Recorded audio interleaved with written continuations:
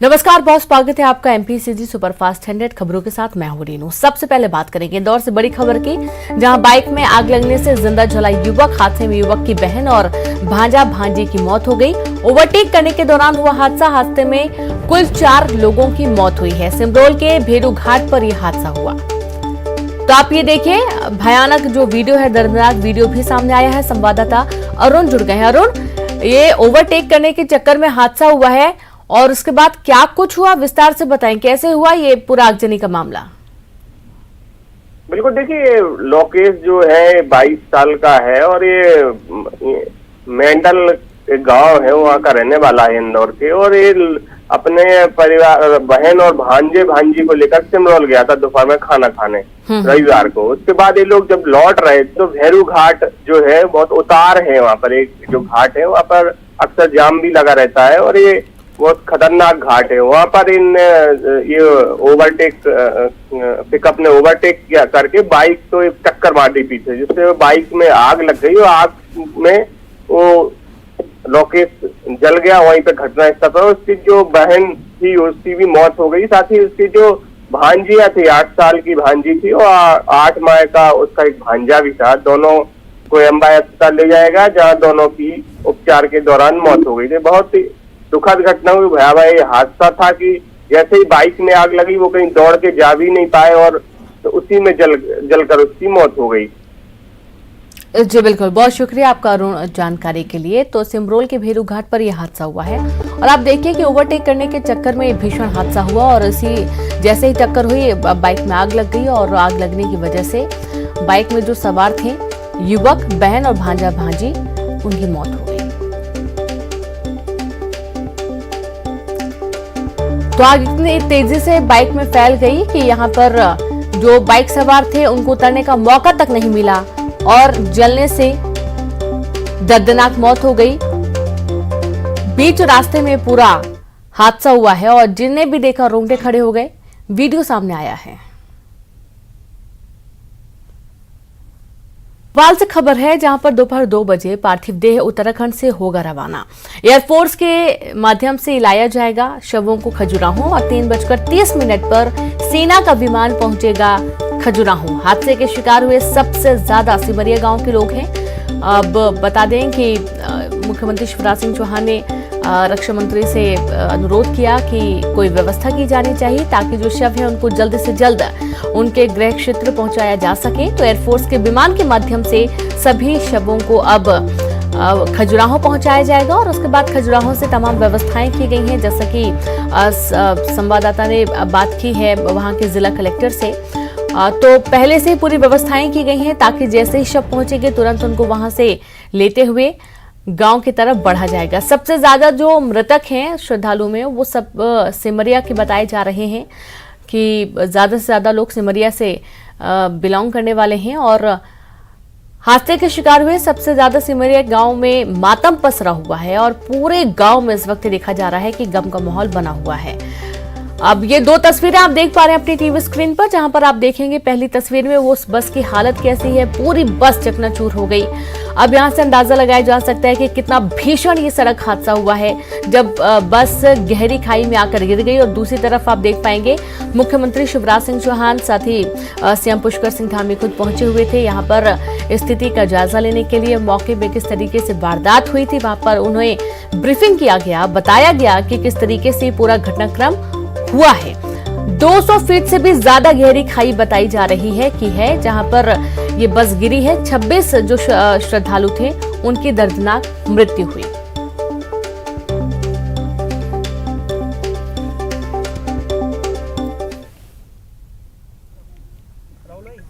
और दुर्भाग्यपूर्ण हादसा है। अभी घटनास्थल पर मैं माननीय मुख्यमंत्री उत्तराखंड पुष्कर जी के साथ हूं। रात से ही हम दोनों शाम से ही कल संपर्क में थे 7 बजे के बाद और यहाँ जिला प्रशासन ने मुख्यमंत्री जी के निर्देशन में राहत और बचाव के काम तत्काल प्रारंभ कर दिए थे।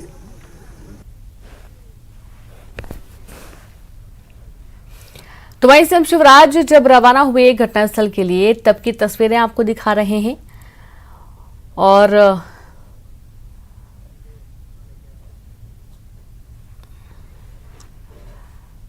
तो वहीं उत्तरकाशी में हुए बस हादसे पर पूर्व मुख्यमंत्री उमा भारती ने दुख जताया है।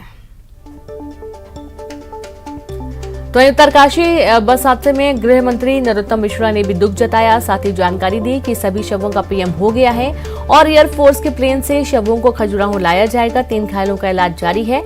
आशा है तीनों जल्द ही स्वस्थ हो जाएंगे। ले जा रही एक बस उत्तरकाशी जिले के दामटा गांव में दुर्घटनाग्रस्त हुई, जिसमें करीब मध्य प्रदेश के पन्ना जिले के 26 से ज्यादा तीर्थयात्रियों की मौत हुई है। इस वक्त हमारे साथ गृह मंत्री नरोत्तम मिश्रा, उन्हीं से जानेंगे कि सर एक बस जो कि तीर्थयात्रियों को ले जा रही थी दामटा गांव में दुर्घटनाग्रस्त हुई, कैसी ये पूरी घटना हुई और करीब 26 यात्री इस हादसे का शिकार हो रहे हैं? बहुत पीड़ादायी है, ये हृदय विदारक घटना है। 26 लोग कुल हुए हैं, उसमें से 25 मध्य प्रदेश के और एक उस बस का स्टाफ है जो उत्तराखंड के ही है। घटना की जानकारी आते ही मुख्यमंत्री जी द्वारा यहाँ के अधिकारियों के द्वारा वहाँ के अधिकारी उत्तराखंड के अधिकारियों से संपर्क और जो आवश्यकता उचित आवश्यकता थी वो सारे, और फिर मुख्यमंत्री जी स्वयं ही वहाँ पहुँच गए रात को। उन्होंने स्वयं पीड़ितों से मुलाकात की जो घायल थे। अभी 2500 बॉडी का पीएम हो गया है।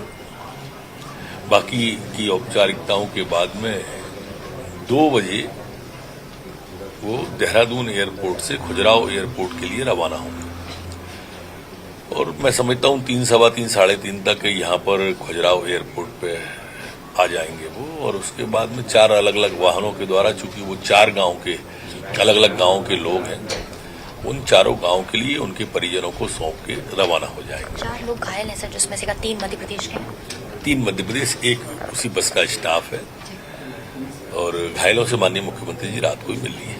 सर मृतकों के परिजनों से लगातार संवाद हो रहा है, उनसे बातचीत हो रही है? मृतकों को 5-5 लाख रुपए की कल माननीय मुख्यमंत्री जी ने 50,000 रुपए घायलों की पूरे इलाज की समुचित व्यवस्था की। राज्य सरकार ने कहा हुआ है और हमारे प्रशासन के अधिकारियों का सीधा संवाद परिजनों से हो रहा है। हमारे जनप्रतिनिधियों का भी सीधा संवाद परिजनों से हो रहा है। घटना को लेकर सर जांच कैसे हुई? बोली दिया है और मैं स्वयं मुख्यमंत्री जी हैं, सब स्थिति थोड़ी साफ हो जाएगी। आर्थिक सहायता राशि की भी घोषणा हुई है, 5 लाख रुपए की हुई है।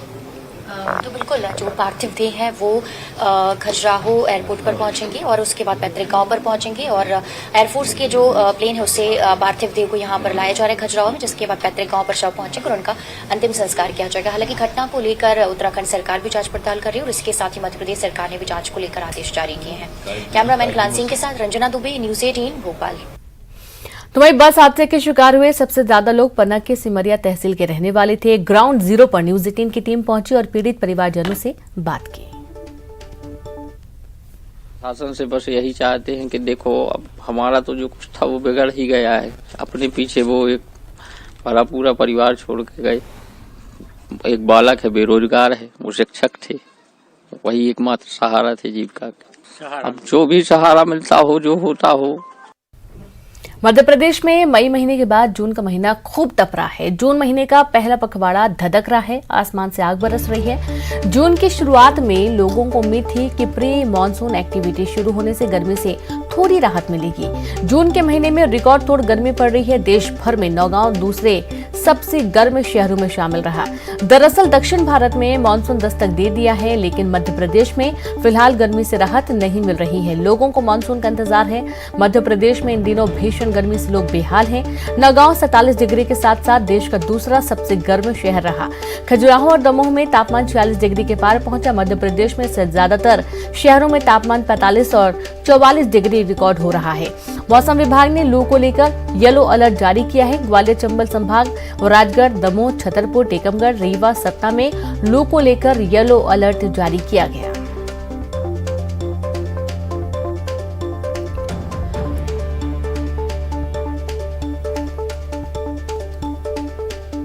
तो जून महीने में सबसे ज्यादा तपा रहा है गर्मी और आप ये देख पाएंगे कि नौगांव में सबसे ज्यादा 47 डिग्री पारा है, जो कि पूरे देश में दूसरे स्थान पर है। और सीधे रुक करेंगे, रंजना जुड़ गई भोपाल से। रंजना, जून महीने में ऐसा लगता है जैसे कि बारिश होगी, थोड़ा ठंडा मौसम होगा, और ऐसे थोड़ी बहुत बीच में लगा भी कि मौसम से थोड़ी सी राहत मिलेगी गर्मी से, लेकिन देख पा रहे हैं कि और तेजी से तप रहा है इस वक्त अभी गर्मी से प्रदेश।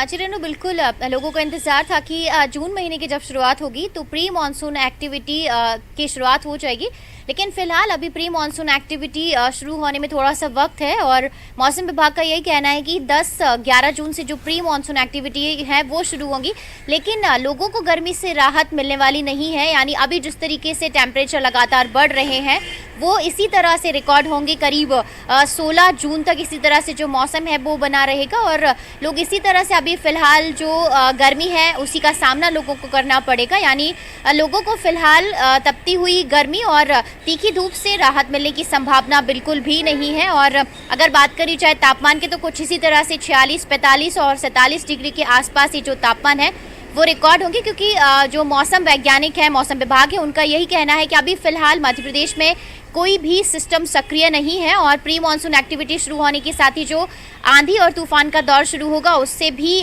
लोगों को राहत नहीं मिलेगी। और जिस तरीके से अभी नौगांव देश भर में सबसे ज़्यादा जो दूसरे नंबर पर गर्म शहरों में शामिल रहा, 47 डिग्री के पार तापमान रिकॉर्ड हुआ, तो कुछ इसी तरह से प्रदेश भर में अभी आने वाले एक हफ्ते तक, 10 दिनों तक इसी तरह से जो तापमान है वो रिकॉर्ड होंगे। यानी लोगों को थोड़ी सी उम्मीद ज़रूर थी कि जब मई के महीने की समाप्ति हुई है और जून का महीना शुरू हुआ है तो लोगों को जून के पहले पखवाड़े में थोड़ी सी राहत ज़रूर मिलेगी, लेकिन फिलहाल जब तक मानसून पूरी तरह से मध्य प्रदेश में आमद दर्ज नहीं कराएगा तब तक लोगों को भीषण गर्मी से राहत मिलने की संभावनाएं बेहद कम ही है। रीनू जी बिल्कुल, बहुत शुक्रिया आपका जानकारी के लिए रंजना। तो भीषण गर्मी से भी राहत बहुत कम है और ऐसी जानकारी है कि जून में गर्मी और ज्यादा भी तपाएगी।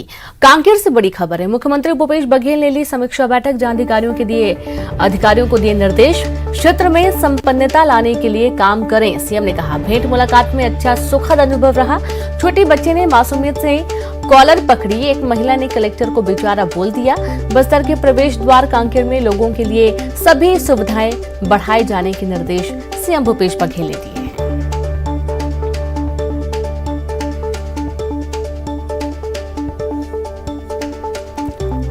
तो कांकेर के दौरे पर मुख्यमंत्री भूपेश बघेल और इस दौरान सीएम ने समीक्षा बैठक ली। समीक्षा बैठक के दौरान अधिकारियों को उचित दिशा निर्देश दिए गए हैं। कहना है कि जो भी व्यवस्थाएं होती हैं क्षेत्र में संपन्नता लाने के लिए काम करें।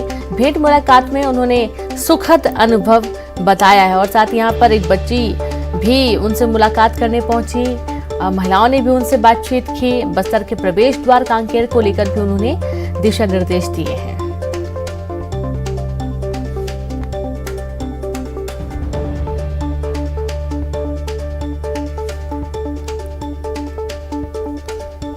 तो सीएम लगातार प्रदेश के प्रत्येक विधानसभा क्षेत्र के दौरे पर निकले हुए हैं और इस वक्त वे कांकेर में दौरा कर रहे हैं, जहां पर मुख्यमंत्री भूपेश बघेल ने समीक्षा बैठक की है और इस बैठक के दौरान उन्होंने सभी अधिकारियों को उचित निर्देश भी दिए हैं। और आप देखिए कि तमाम इन दौरों के दौरान साफ तौर पर जो भी अव्यवस्थाएं हैं क्षेत्र में उसे पूरा करने की कोशिश की जा रही है।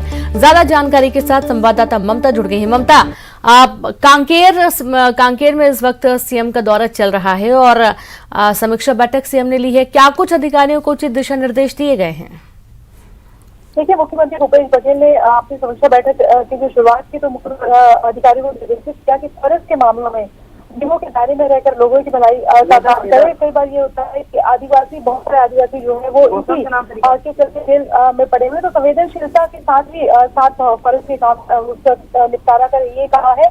और यही कहा है कि केंद्र सरकार के नियम और सुप्रीम कोर्ट के आदेशों और नियमों के दायरे में रहकर जनहित में कार्य करने की बात कही। उन्होंने कहा कि फॉरेस्ट मामलों में बंदिशें हैं, पर हमें वनवासियों के लिए काम करना होगा और जाहिर तौर पर वो जंगलों में रहते हैं और उनकी डिपेंडेंसी भी उस पर है, तो जो जितनी संवेदनशीलता से वो कर सकते हैं उस पर करना है। दूसरी बात, उन्होंने एक बड़ी बात की है कि जब तक जो आम लोग नहीं चाहेंगे तब तक बोध परियोजना का काम शुरू नहीं होगा।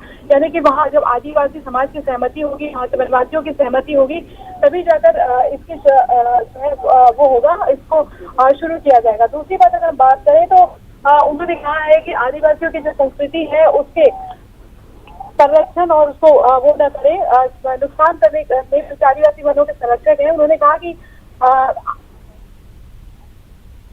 आधार कार्ड या वोटर कार्ड या राशन कार्ड जहाँ पर नहीं मिल रहा है वहाँ पर ये कोशिश करें कि समय पर मिल जाए, क्रियान्वयन हो जाए। अधिकारियों से कहा कि यदि वो सक्रिय होकर काम करेंगे तो उनको प्रशंसा मिलेगी और काम नाम भी मिलेगा। हालांकि इसके साथ इनडायरेक्टली ये मैसेज भी था कि यदि आप काम नहीं करेंगे तो फिर कार्रवाई में तैयार भी रहना पड़ेगा, क्योंकि जिस तरह से सरकार अभी सख्ती दिखा रही है और मुख्यमंत्री भूपेश बघेल जिस तरह से रिव्यू ले रहे हैं, तो ये तमाम चीजें जो है उन्होंने कहा। उन्होंने ये भी बताया कि किस तरह से उनकी पूरी यात्रा जो है वो बेहद सुखद रही। एक छोटी बच्ची का वीडियो वायरल हुआ था कि किस तरह से उसने सीएम का कॉलर पकड़ लिया था और उसको लेकर भी उन्होंने मजाकिया लहजे में कहा कि बेहद जो है यात्रा सुखद रही है। एक महिला ने कलेक्टर को बेचारा कह दिया था जी, कलेक्टर जो है हाथ से कुछ नहीं। तो ये तमाम चीजों पर उन्होंने चर्चा की। जी शुक्रिया आपका ममता तमाम जानकारी के लिए। और अब बात भोपाल से बड़ी खबर की, जहां थिंक गैस कंपनी लिमिटेड को नगर निगम भोपाल का नोटिस दिया गया है। 60 लाख रुपए की वसूली का नोटिस थमाया गया। निगम कमिश्नर ने कंपनी को दिया नोटिस। नर्मदा मेन फीडर और ग्रेविटी मेन लाइन तोड़ने पर दिया नोटिस। शनिवार को बावड़िया ब्रिज के पास फूटी थी पाइपलाइन।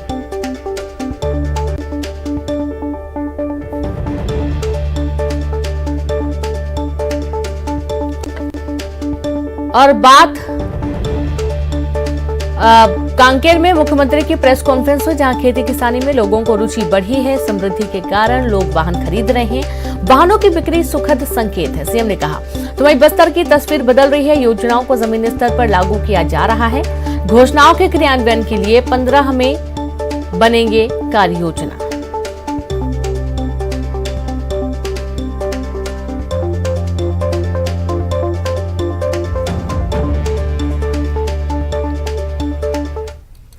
और भोपाल से खबर है, थिंक गैस कंपनी लिमिटेड को नगर निगम भोपाल का नोटिस। 60 लाख रुपए की वसूली का नोटिस थमाया गया। निगम कमिश्नर ने कंपनी को दिया नोटिस। नर्मदा मेन फीडर और ग्रेविटी मेन लाइन तोड़ने पर दिया गया नोटिस। बता दें कि शनिवार को बावड़िया ब्रिज के पास फूटी थी पाइपलाइन। बड़ी खबर है भोपाल से।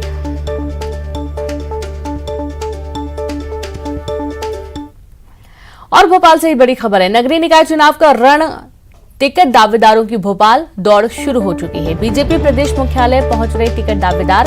सिंगरौली से भोपाल पहुंचे टिकट दावेदार। मेयर पार्षद पद के लिए दावेदार पहुंच रहे हैं। बीजेपी एक व्यक्ति एक पद के फॉर्मूले के तहत तय कर सकती है टिकट। नए फॉर्मूले के बाद छोटे कार्यकर्ताओं को भी उम्मीद टिकट की बंधी हुई है कि हो सकता है कि उनको भी टिकट मिल जाए।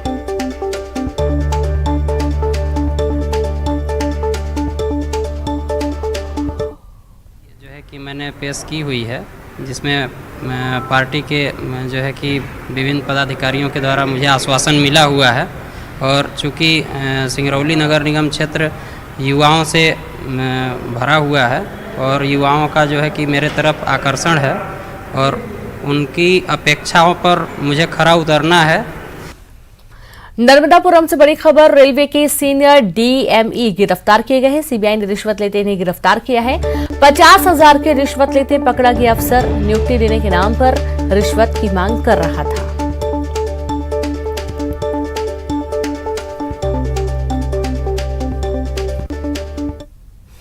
और अगली खबर है बैतूल से, जहां पर 90 लाख के गबन का मामला सामने आया है। बैंक की करेंसी चेस्ट से हुआ राशि का गबन। जांच में हुआ खुलासा, 90 लाख की हेराफेरी मिली है। बैंक के 5 कर्मचारियों पर मामला दर्ज किया गया है। सिक्योरिटी फीचर्स की हो रही जांच।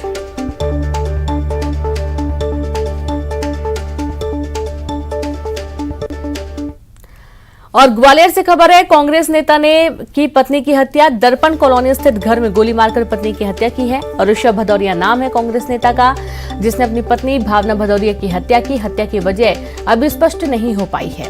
ऋषभ भदौरिया पर कई आपराधिक मामले पहले से ही दर्ज है। थाटीपुर पुलिस मौके पर पहुंची, शव को निगरानी में लेकर जांच पड़ताल शुरू की।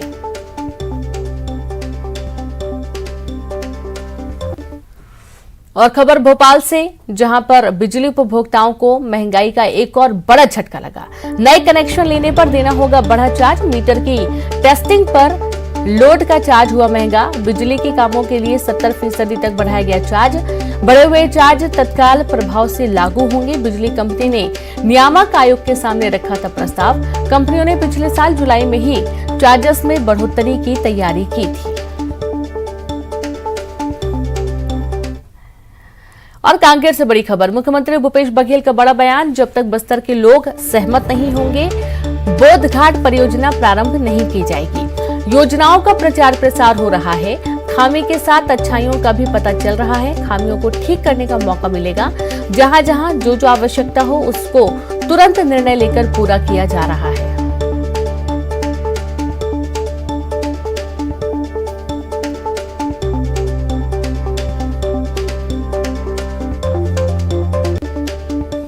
और चलिए अब देखेंगे टॉप 20 खबरें।